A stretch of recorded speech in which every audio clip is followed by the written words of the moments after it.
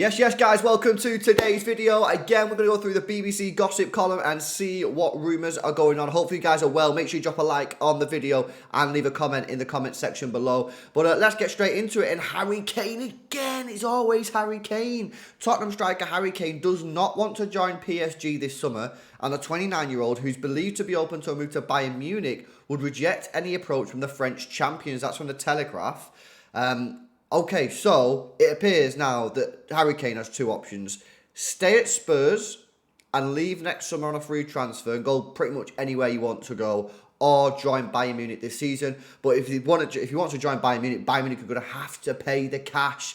This is a really interesting one now because I'm starting to think he might leave. But he's only going to leave if Bayern Munich pay the cash, and that's the big question because I don't know if they will.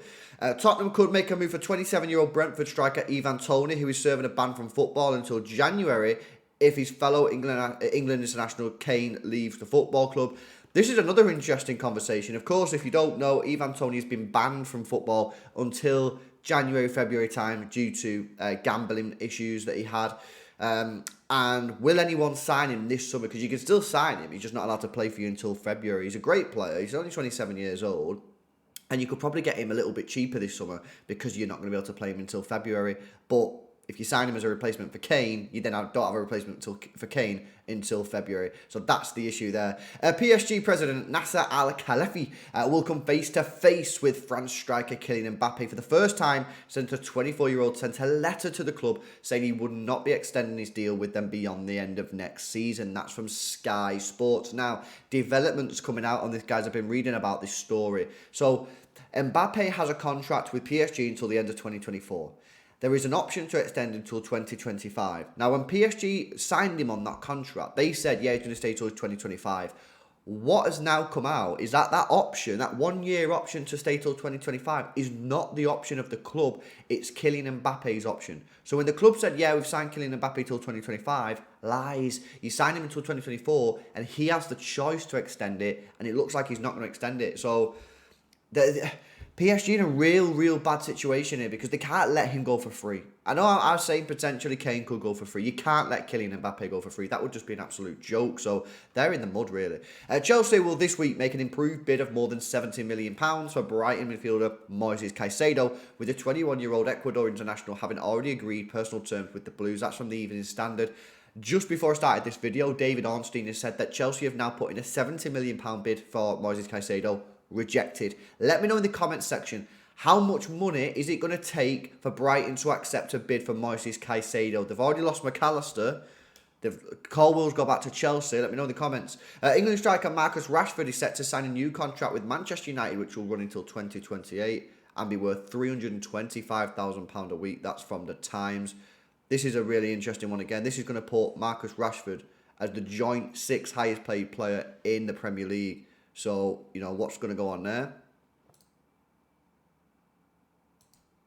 Manchester United are ready to step up their interest in Atalanta's 20-year-old Denmark striker Rasmus Højlund. Rasmus Højlund, it's going to cost a lot of money. Rumours are it's going to cost 80 million euros, which is around 70 million pounds, something like that. I was just not like a little bit off. Yeah, that's a lot of money for a guy who scored 9 goals in Serie A. So let me know again, guys. I want to know from you. Do you think this is worth it? £70 million for Rasmus Højlund. He's a promising player, but he scored 9 goals. West Ham have had a bid of £45 million bid for Portugal midfielder João Palhinha, rejected by Fulham, while Man United have been knocked back from an offer from the Hammers to sign England defender Harry Maguire on loan. That's from The Guardian. Okay, so João Palhinha, I think 45 million is too low. I think you're going to have to go to 55, 60, maybe even 65. And this is the problem. It's a false economy. Now that West Ham have got £105 million, everyone knows they've got money. So everyone's going to put the prices up. So it doesn't always work holding out because you end up paying it out for players in anyway, in my view. West Ham have joined Man United in looking at 28-year-old Bayern Munich and England, Germany midfielder Leon Goretzka. That's from Sky Sports Germany. Inter Milan are expected to bid about £34 million for United States striker Folarin Balogun as they explore a deal for the 22-year-old, who Arsenal value at £50 million. That's from The Athletic. 50 million quid's a joke. He's not going to go for 50 million quid.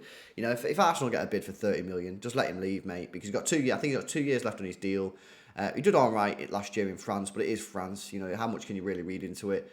Just get, you know, if that bid comes in for 34 million quid from Inter Milan, accept it. Don't be messing around.